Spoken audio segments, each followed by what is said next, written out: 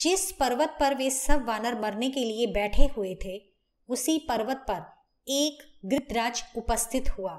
उस गृद्धराज का नाम संपाति था और वह बहुत बूढ़ा पक्षी था। वह प्रसिद्ध जटायु का भाई था।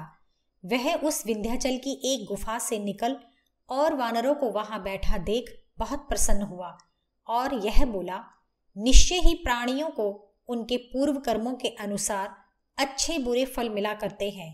देखो, उसी के अनुसार आज बहुत दिनों बाद यह भोजन मुझे मिला है।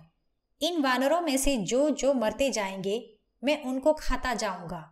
जब संपाति ने इस प्रकार कहा, तब अंगद ने अति खिन्न होकर हनुमान जी से कहा, देखो, हम लोग तो सीता जी को ढूंढने आए थे, किंतु यह साक्षात यमराज के समान वानरों पर विपत्ति डालने आया है।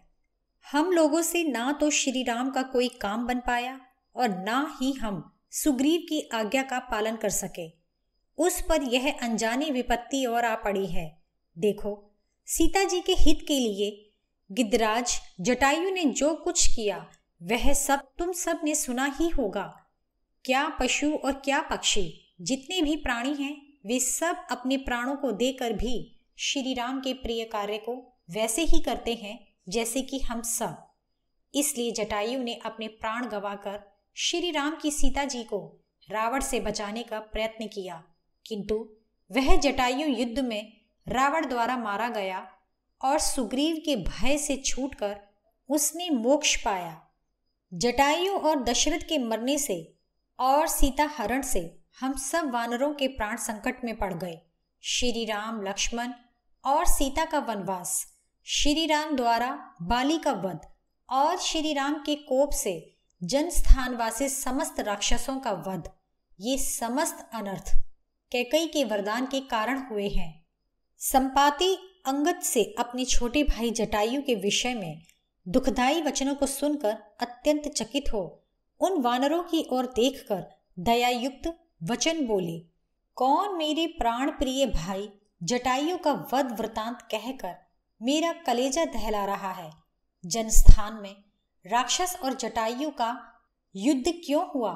मुझे अपने भाई का नाम आज बहुत दिनों के बाद सुनाई पड़ा है, अतः मैं चाहता हूं कि आप लोग मुझे इस दुर्गम पर्वत से नीचे उतार लें। हे वानरों, मैं अपने भाई जटायु के मारे जाने का वृतांत सुनना चाहता हूं। मेरे उस भाई और दशरथ से कैसे मित्रता हुई?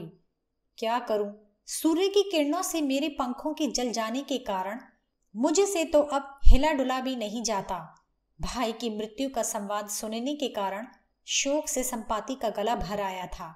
फिर भी वानरों को उसकी बात पर विश्वास न हुआ, क्योंकि हिंसा आदि गिद्धों का स्वाभाविक कर्म है। इसलिए वानरों के मन में उसकी ओर से संदेह उत्पन्न हो गया था। मरने के लिए व्रत धारण किए हुए उन वानरों ने गिद्ध को देख उस समय अपनी बुद्धि से यह विचारा कि यह गिद्ध हम सबको खा जाएगा। हम तो वैसे भी अपने प्राण त्यागने को बैठे ही हैं।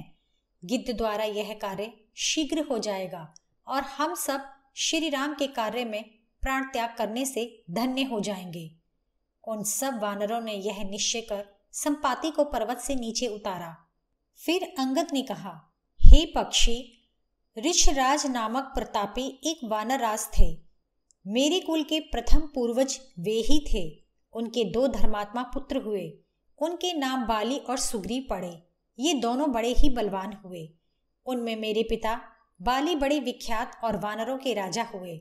अखिल पृथ्वी मंडल के राजा और इक्ष्वाकु वंश में उत्पन्न महाराज दशरथ के पुत्र श्री राम अपने छोटे भाई लक्ष्मण और अपनी भार्या सीता को साथ ले पिता की आज्ञा का पालन करते हुए दंडक वन में आए। उनकी स्त्री जानकी को जनस्थान से रावण बरजोरी हर कर ले गया। इसी बीच श्री राम के पिता दशरथ के मित्र जटायु नाम के गिद्धराज ने देखा कि रावण सीता को हर कर आकाश मार्ग से लिए हुए जा रहा है। तब उन्होंने रावण का रथ तोड़ डाला और सीता को उससे छीन लिया। परंतु वृद्धावस्था के कारण जटायु जब लड़ते लड़ते थक गए, तब रावण ने उनको लड़ाई में मार डाला। तब श्री राम ने उनका अंतिम संस्कार किया, जिससे उनको मोक्ष की प्राप्ति हुई। तब मेरे चाचा सुग्रीव ने श्री राम जी से मित्रता की। तब श्री राम ने मेरे पिता बाली को मार डाला, क्योंकि सुग्रीव अपने मंत्रियों सहित मेरे पिता से बैर रखते थे। सो बाली का वध कर श्री राम ने सुग्रीव को राज सिंहासन पर अभिषिक्त किया। तब सुग्रीव ने वानर यूथपतियों को सीता का पता लगाने के लिए भेजा है। हम सब ने सीता को बहुत ढूंढा, किंतु वह नहीं मिली। हम लोग बड़ी सावधानी से दंडक वन खोज रहे थे कि अनजाने में एक बिल में घुस गए। वह बिल मय दानव द्वारा निर्मित था। उस बिल में ढूंढते ढूंढते सुग्रीव द्वारा तय की गई हमारी 1 मास की अवधि समाप्त हो गई। इसलिए भय के मारे अनशन व्रत धारण किए हुए यहाँ पड़े हुए हैं। यदि हम वहां जाएंगे तो भी हमें अपने जीवन से हाथ धोना पड़ेगा, अतः हम मरने के लिए यहाँ पड़े हैं। जब वानरों ने इस प्रकार करुणा भरे वचन कहे, तब संपाति ने आंखों में आंसू भरकर गंभीर स्वर में उन वानरों से कहा, जटायु मेरा छोटा भाई था, क्या करूं?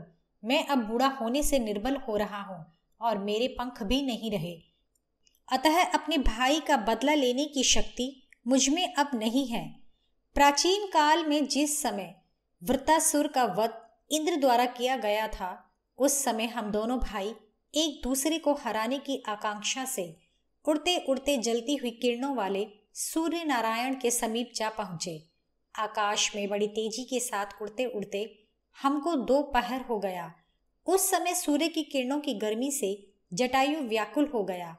तब मैंने अपने छोटे भाई को अत्यंत पीड़ित देख स्नेहवश उसे अपने पंखों से ढक लिया।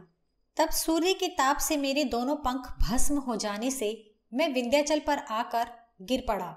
तब से आज तक मुझे उसका कुछ भी अच्छा बुरा समाचार नहीं मिला। जब संपाति ने ऐसा कहा, तब युवराज अंगद बोले, यदि तुम जटायु के भाई हो और मेरा सब कथन तुमने सुन लिया है, तो तुम मुझे उस राक्षस रावण के निवास स्थान के बारे में बताओ, यदि तुम जानते हो तो।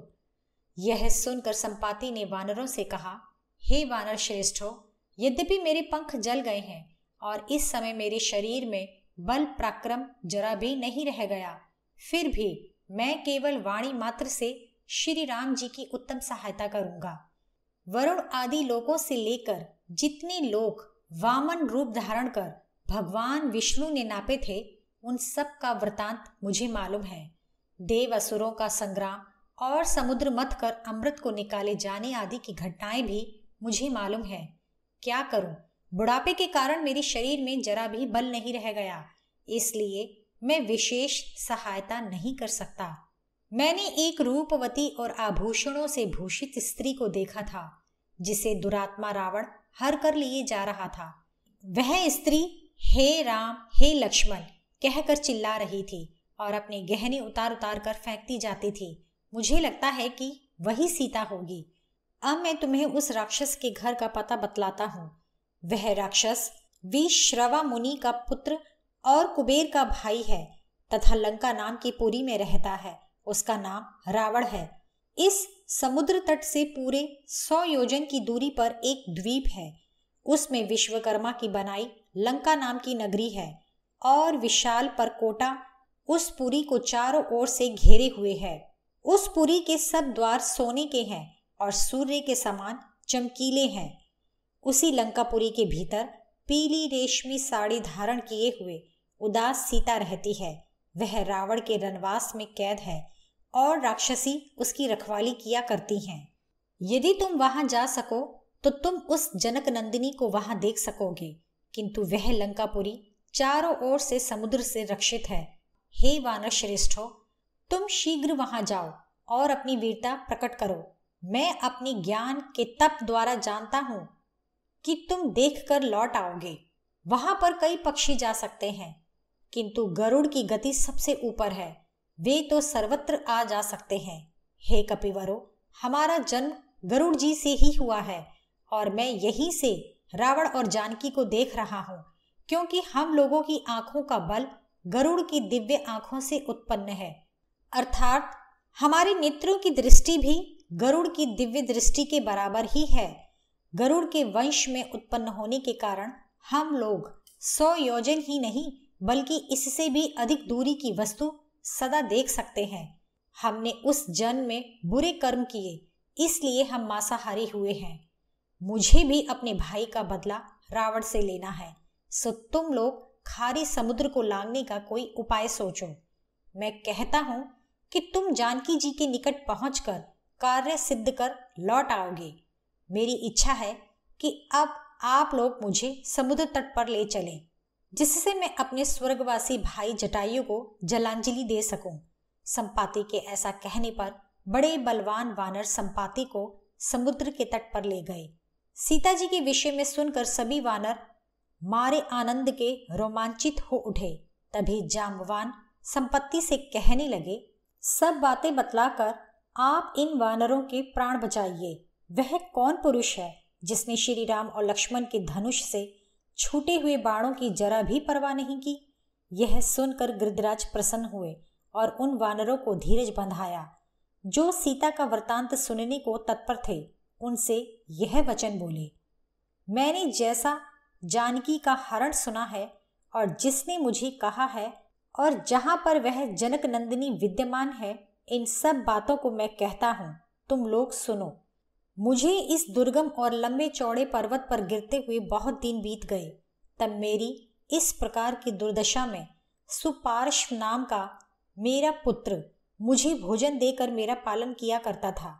जिस प्रकार सांप अत्यंत क्रोधी और हिरन बड़े डरपोक होते हैं, उसी प्रकार हम लोग बहुत खाने वाले होते हैं। एक दिन की बात है, सवेरा होते ही सुपार्श्व आहार की खोज में गया और सांझ होने पर बिना मांस लिए ही खाली हाथ लौट आया। वृद्धावस्था के कारण मैं उस समय बहुत भूखा था, सो भोजन न पाने से मैंने अपने पक्षी पुत्र को बहुत बुरा भला कहा। मेरे द्वारा धमकाए जाने पर सुपार्श्व बहुत दुखी हुआ और मुझसे क्षमा मांगकर उसने उचित बात मुझसे कही। हे तात, मैं यथा समय मांस की खोज में आकाश में उड़ा और महेंद्रांचल पर्वत की राह को छोड़कर मैं वहां खड़ा था। फिर मैं नीचे को मुंह करके चुपचाप समुद्र के भीतर घूमने वाले सहस्त्रों जीव जंतुओं का रास्ता रोकने को बैठा रहा। वहां पर मैंने देखा कि काजल की तरह काले रंग का कोई व्यक्ति सूर्य जैसी प्रभा वाली एक स्त्री को लिए हुए चला जा रहा है। मैंने अपने मन में निश्चय किया कि ये दोनों आज मेरे पिता का भोजन बनेंगे, परंतु उस पुरुष ने गिड़गिड़ाकर और विनय कर मुझसे रास्ता मांगा। अतः मैंने उसे निकल जाने के लिए रास्ता दिया। तभी आकाश में विचरण करने वाले जीवों ने मेरी बड़ी प्रशंसा की। बड़े बड़े ऋषि लोग कहने लगे कि भाग्यवश ही सीता जीवित बच गई। यह पुरुष इस स्त्री सहित भाग्य से ही तुमसे बचकर निकल गया, तुम्हारा मंगल हो। तब सिद्ध लोगों ने मुझे बताया कि वह पुरुष राक्षसों का राजा रावण था और वह स्त्री जिसके गहने गिरते जा रहे थे, जिसकी पीली रेशमी साड़ी हवा में उड़ रही थी, जिसके केश खुले हुए थे और जो शोक से श्री राम और लक्ष्मण को पुकार रही थी, वही श्री राम की भार्या सीता थी, जिसे रावण हर कर ले जा रहा था। सुपार्श्व ने कहा कि तात, इसी से आज मुझे देर हो गई। तब उसे सुनकर भी मेरी इच्छा न हुई कि मैं कुछ पराक्रम कर दिखाऊं, क्योंकि पंख विहीन पक्षी भला क्या काम कर सकता है। पर हाँ, जो कुछ वाणी या बुद्धि बल से मैं कर सकता हूं, उसे सुनो, क्योंकि उसका करना तुम्हारे साहस पर निर्भर है। जो श्री रामचंद्र जी का काम है, उसे मैं निश्चय ही अपना ही काम समझता हूँ। आप लोग भी बुद्धिमान, बलवान और देवताओं का भी सामना कर सकते हैं। यही समझकर सुग्रीव ने तुम लोगों को इधर भेजा है। यद्यपि रावण तेजस्वी और बलवान है, फिर भी सब कार्यों को पूरा करने की सामर्थ्य रखने वाले तुम लोगों के लिए अजय नहीं हैं। अब देर करना व्यर्थ है, सो झटपट तुम कोई उपाय निश्चित करो। जब संपाति अपने भाई जटायु को जलांजलि दे चुका, तब वानर भी उस दुर्गम पर्वत पर उसको चारों ओर से घेर कर बैठे रहे। तब संपाति उनको विश्वास कराता हुआ फिर यह बोला, हे वानरों, तुम सब एकाग्र मन से मैं जो कहूं उसे सुनो। अब मैं तुमको बतलाऊंगा कि मैं सीता को किस प्रकार जानता हूं। पहले मैं सूर्य की किरणों से जला हुआ इसी विंध्याचल की चोटी पर गिरा था। फिर 6 दिन में मैं सचेत हुआ, परंतु मैं इतना विवश था कि देखने पर भी मुझे दिशा का ज्ञान नहीं होता था। कुछ दिनों के बाद मुझे ज्ञात हुआ कि मैं दक्षिणी समुद्र तट के विंध्याचल पर्वत पर गिरा हूँ। फिर मैं बड़े कष्ट के साथ इस विंध्याचल की चोटी से ऊबड़ खाबड़ रास्ते से नीचे उतरा और बड़े कष्ट से इस भूमि पर आया। इसी पर्वत पर देवताओं से पूजित एक आश्रम था। उसमें उग्रतपा निशाकर नामक एक ऋषि रहा करते थे। उन ऋषि के दर्शन करने की कामना से जटायु के साथ पहले भी मैं अनेक बार उनसे मिलने के लिए बड़े बड़े कष्ट झेल कर आया था। उनके आश्रम के पास अति सुगंधि युक्त वायु बह रही थी और वहां ऐसा एक भी वृक्ष नहीं था जो कि फूला फला ना हो। मैं उस आश्रम में एक वृक्ष के नीचे जा बैठा और भगवान निशाकर मुनि के दर्शन की प्रतीक्षा करने लगा। इतने में मैंने दूर से देखा कि वे परम तेजस्वी ऋषि स्नान करके चले आ रहे हैं और उनको रीछ, व्याघ्र, सिंह तथा अनेक सर्प आदि घेरे हुए चले आ रहे थे। फिर वे सभी जीव जंतु ऋषि को आश्रम में पहुंचाकर अपने अपने स्थानों को लौट गए। ऋषि मुझे देख और प्रसन्न हो आश्रम में चले गए और क्षण भर बाद पुनः आश्रम से बाहर आ मुझसे आने का कारण पूछने लगे। वे बोले, हे सौम्य, तुम्हारी पंखों का रोग देखकर मैं तुम्हें पहचान न सका। हे संपाति, तुम्हारे दोनों पंख कैसे गिर पड़े? तुम अपना समस्त हाल मुझसे कहो। निशाकर मुनि द्वारा पूछे जाने पर संपाति ने सूर्य के निकट जाने का अपना वृतांत कह सुनाया। वह बोला, हे भगवान, मेरे शरीर भर में घाव हो गए हैं।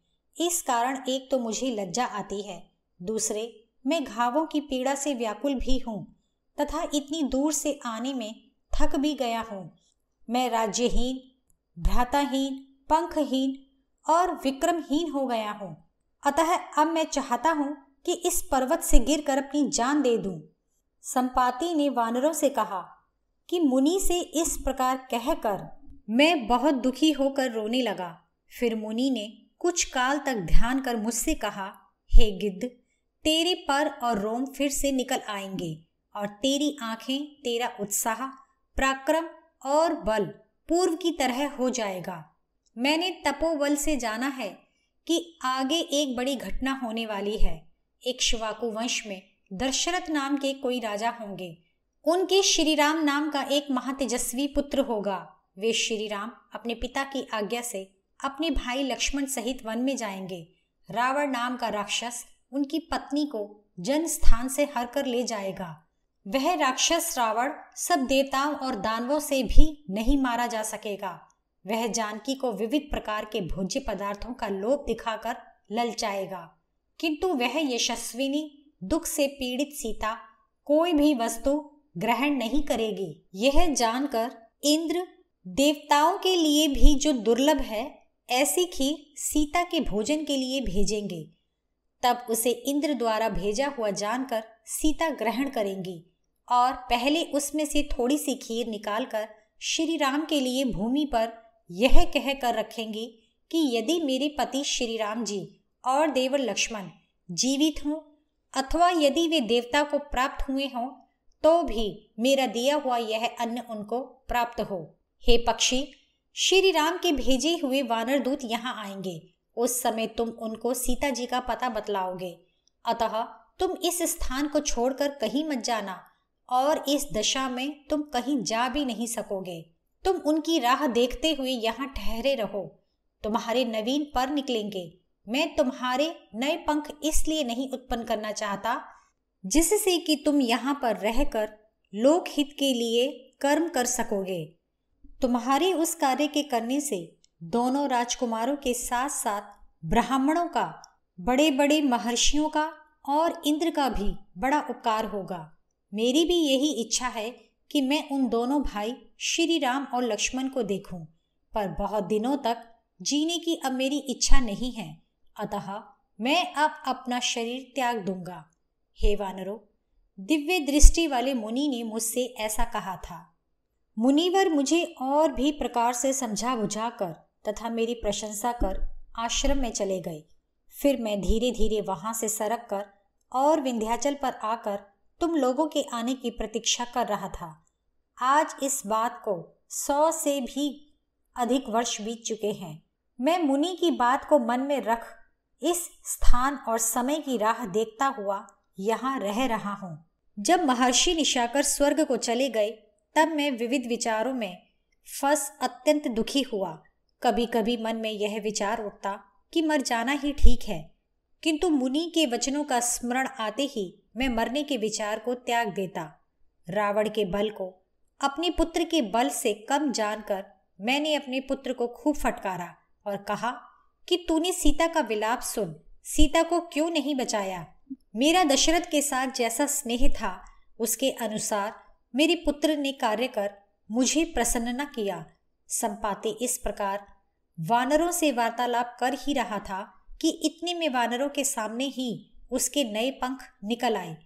संपाति अपने नए लाल लाल पंखों को निकलते देख परम प्रसन्न हुआ और वानरों से यह बोला, अमित तेज वाले महर्षि निशाकर जी के प्रभाव से मेरे सूर्य की किरणों से जले हुए दोनों पंख फिर उग आए हैं। युवावस्था में मुझ में जैसा बल और पुरुषार्थ था वैसा ही बल और पुरुषार्थ मेरे शरीर में आ गया है।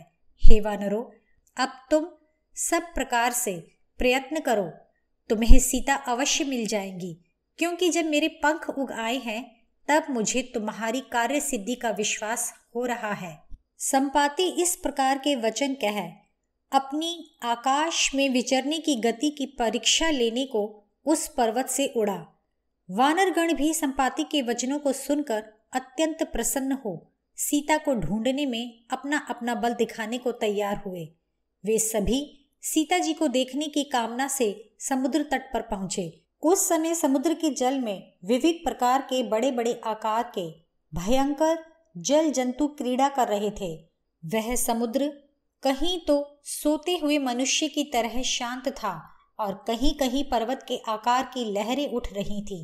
वानरगण आकाश की तरह अपार समुद्र को देख घबराए और सब एक साथ कह उठे कि अब क्या किया जाए। दुखी सेना अंगद को घेर कर बैठ गई। फिर अंगद वृद्ध वानरों का सम्मान करके यह वचन बोले, इस समय वह कौन तेजस्वी वानर है जो समुद्र को लांघकर सुग्रीव की प्रतिज्ञा को सच्ची करेगा? यदि तुम में से कोई वानर इस 100 योजन दूर सागर को लांघ सकता है तो वह तुरंत सामने आए। अंगद के ये वचन सुन किसी ने कुछ नहीं कहा। समस्त वानर सेना मौन हो गई। फिर अंगद ने उन वानरों से कहा, यदि तुम में से कोई भी 100 योजन का समुद्र नहीं लांघ सकता हो तो जितना लांघ सकता हो वह मुझे बताए। अंगद के वचन सुन वे समस्त वानर यूथपति उत्साहित हो अपनी अपनी लांघने की सामर्थ्य का वर्णन यथाक्रम करने लगे। गज ने कहा, मैं 10 योजन। गवाक्ष ने कहा, मैं 20 योजन। गवई ने कहा कि मैं 30 योजन तक कूद सकता हूँ। फिर शरभ ने 40 योजन, गंधमादन ने 50 योजन, मैंद ने 60 योजन, द्विद ने 70 योजन की और सुशेर ने 80 योजन की छलांग बताई। जब सब वानरों ने ऐसा कहा तब बूढ़े जामवान ने कहा कि इस समय मुझ में 90 योजन की ही छलांग मारने की शक्ति है। युवावस्था में मुझ में छलांग मारने की शक्ति थी, किंतु अब मैं वृद्ध हो चुका हूँ। यह सुन अंगद ने कहा, मैं एक छलांग में 100 योजन कूद सकता हूँ, किंतु मुझे वहां से लौट आने में अपनी सामर्थ्य में संदेह है। तब जामवान कहने लगे, हे कपिवर, मुझे तुम्हारी छलांग मारने की शक्ति मालूम है। 100 योजन क्या, आप तो सैकड़ों सहस्त्रों योजन कूद कर जा सकते हैं और लौट कर भी आ सकते हैं, किंतु हे तात, आप मेरे स्वामी हैं, अतः मैं तो आपके द्वारा भेजा जा सकता हूँ, किंतु मैं आपको नहीं भेज सकता। हमारे स्वामी होने के कारण हमारा कर्तव्य है कि हम सब आपकी रक्षा करें। आप ही के सहारे हम लोग इस कार्य को पूर्ण करने में समर्थ हो सकेंगे। जब जामवान ने इस प्रकार कहा तब अंगद ने जामवान को उत्तर देते हुए कहा, यदि ना तो मैं जाऊं और ना ही अन्य कोई वीर वानर जाए तो फिर अनशन कर प्राण त्यागना ही हम लोगों के लिए उचित है, क्योंकि सुग्रीव की आज्ञा का पालन किए बिना उनके निकट जाने से निस्संदेह प्राण गंवाने पड़ेंगे। इसलिए समस्त वानरगण ऐसा कोई उपाय सोचें जिससे सुग्रीव की आज्ञानुसार सीता जी का दर्शन रूपी कार्य पूर्ण हो जाए। तब जामवान अंगद के ये वचन सुनकर बोले, हे वीर, तुम्हारा काम किसी प्रकार भी नहीं बिगड़ पाएगा। देखो, जो अब तुम्हारे इस कार्य को पूरा करेगा उसे मैं अब प्रेरित करता हूँ। तब जाम्बवान एकांत में चुपचाप बैठे हुए हनुमान जी से बोले, हे श्रेष्ठ हनुमान, तुम अकेले और चुपचाप क्यों बैठे हो? क्यों नहीं कुछ कहते? हे हनुमान, तुम सुग्रीव की तुल्य हो। यही नहीं बल्कि तेज और बल में भी मैं तुम्हें श्री राम और लक्ष्मण के बराबर ही समझता हूँ। तुम में बल, बुद्धि, तेज और उत्साह सब प्राणियों से अधिक है, फिर भी तुम अपने को क्यों भूले हुए हो? हे वानरराज, सुनो, अप्सराओं में श्रेष्ठ पुंजिक स्थला नाम की अप्सरा थी, किंतु उसने शापवश कामरूपिणी वानरी का जन्म लिया और अंजना कहलाई। वह अंजना वानरों में उत्तम कुंज की कन्या थी और केसरी नामक वानर की पत्नी हुई। एक बार वह वानरी अंजना रूप एवं यौवन से सुशोभित मनुष्य का रूप धारण कर रंग बिरंगे फूलों की माला और रेशमी साड़ी पहन पर्वत शिखर पर घूम रही थी। उसी समय पवन भी वहां आ गए और उन्होंने दोनों भुजाएं पसार कर बरजोरी से उसे गले लगा लिया। तब वह पतिव्रता स्त्री बहुत घबराई और सावधान होकर बोली, मेरे एक पतिव्रत को कौन नष्ट करना चाहता है? इस प्रश्न के उत्तर में वायु ने कहा, हे सुंदरी, तुम डरो मत, मैं पवन हूं। मैंने तो केवल तुम्हें गले लगाया है। इससे तेरे बुद्धिमान, बड़ा पराक्रमी और तेजस्वी तथा महाबली पुत्र होगा। वह कूदने फांदने और तैरने में मेरे ही समान होगा। हे हनुमान, पवन देव के ऐसे वचन सुन तुम्हारी माता संतुष्ट हुई। उसने तुम्हें एक गुफा में जन्म दिया। उस महावन में एक दिन प्रातःकाल के समय सूर्य भगवान को उदय हुआ देख तुमने उन्हें कोई फल समझा और उस फल को लेने की इच्छा से तुम कूदकर आकाश में पहुंचे और 300 योजन ऊपर चले गए। वहां सूर्य की किरणों के ताप से भी तुम नहीं घबराए। हे महाकपि, उस समय तुमको आकाश में जाता देख इंद्र ने क्रोध कर तुम्हारे वज्र मारा। तब तुम पर्वत के शिखर पर आकर गिरे और तुम्हारी बाईं ओर की ठोड़ी टूट गई। तभी से तुम्हारा नाम हनुमान पड़ा, क्योंकि हनु का अर्थ संस्कृत में ठोड़ी होता है। फिर पवन देव ने तुम्हारी दशा को देखकर अत्यंत कुपित हो तीनों लोकों में बहना बंद कर दिया। तब तो वायु के बंद होने से तीनों लोकों में खलबली मच गई और देवतागण भी घबरा उठे। उन्होंने वायु को प्रसन्न करने के लिए प्रयत्न किया और जब वायु देव प्रसन्न हुए तब ब्रह्मा जी ने तुमको यह वर दिया कि लड़ाई में तुम किसी भी शस्त्र से नहीं मारे जा सकोगे। तभी इंद्र ने भी तुम्हें इच्छा मृत्यु का वर दिया। हे वत्स, तुम पवन पुत्र हो और कूदने फांदने में भी उन्हीं के समान हो। देखो, हम सब इस समय मरने के लिए बैठे हैं, सो तुम हमारी रक्षा करो। तुम ही सर्वगुण संपन्न हो और तुम ही समुद्र के पार जाओ, क्योंकि तुम लांघने वालों में सर्वश्रेष्ठ हो। देखो, यह सारी वानरी सेना तुम्हारे बल को देखना चाहती है, अतः तुम उठो और समुद्र को लांघो। जिस प्रकार भगवान विष्णु ने 3 पग पृथ्वी को नापने के लिए अपना शरीर बढ़ाया था, उसी प्रकार तुम भी अपना विक्रम दिखाओ। तब जामवान की प्रेरणा से पवन पुत्र हनुमान जी को अपने बल का स्मरण हो आया। तब 100 योजन समुद्र को लांघने के लिए हनुमान जी ने अपना शरीर बड़ा किया। तब समस्त वानर शोक को त्याग कर और अत्यंत प्रसन्न हो हनुमान जी की स्तुति करने लगे। वानरों के बीच हनुमान जी आनंद से रोमांचित हो यह बोले, मैं अग्नि के मित्र, आकाश में विचरण करने वाले, पर्वतों को हिलाने वाले, बलवान, शीघ्रगामी, महात्मा पवन देव का पुत्र हूँ और छलांग मारने में मेरे समान दूसरा कोई नहीं है। मैं अपनी भुजाओं के बल से समुद्र को हिलाकर पहाड़, नदी और तालाबों सहित इस लोक को डुबो सकता हूँ। मेरी जांघों और घुटनों के वेग से यह समुद्र उफन पड़ेगा और इसमें रहने वाले जलीय जंतु ऊपर आ जाएंगे। आकाश में गरुड़ जितनी देर में जितनी दूर जा सकते हैं, उतनी ही देर में उतनी दूर 1000 बार आ जा सकता हूँ। मैं सूर्य के पास उनके अस्त होने से पूर्व पहुंच सकता हूँ। समुद्र लांघते समय मेरा रूप वैसा ही हो जाएगा जैसा कि भगवान विष्णु का वामन अवतार में था। मैं वेग में वायु के और शीघ्रता में गरुड़ के समान हूँ। मैं तो समझता हूँ कि मैं 10,000 योजन लांघ जाऊंगा। अतः हे वानरों, तुम सब प्रसन्न हो जाओ। मैं सीता जी को अवश्य ढूंढ लाऊंगा। हनुमान जी के वचनों को सुनकर जामवान अत्यंत प्रसन्न होकर बोले, हे वायुपुत्र, तुमने हम सब का बड़ा भारी शोक मिटा दिया। तुम्हारे कल्याण की इच्छा से तुम्हारी यात्रा की सिद्धि के लिए ये समस्त वानर यूथपति यहाँ एकत्रित होकर मंगल पाठ पढ़ेंगे। ऋषियों के अनुग्रह से, बूढ़े वानरों के आशीर्वाद से और गुरुजनों की कृपा से तुम समुद्र के पार जाओ। जब तक तुम लौट कर न आओगे तब तक हम सब वानर एक पैर से खड़े रहेंगे, क्योंकि इन समस्त वानरों का जीवन तुम्हारे ही हाथ है। उनके ये वचन सुन हनुमान जी ने उन वानरों से कहा कि यह पृथ्वी मेरे कूदने के वेग को न थाम सकेगी, किंतु शिलाओं से युक्त बड़े और स्थिर महेंद्र पर्वत के शिखर मेरे वेग को थाम सकते हैं। अतः इसी पर से मैं छलांग मारूंगा। यह कहकर हनुमान जी महेंद्रांचल पर्वत पर चढ़ गए। हनुमान जी ने जब दोनों पैरों से उस पर्वत को दबाया तब उसकी चट्टानें चूर चूर होकर गिरने लगी।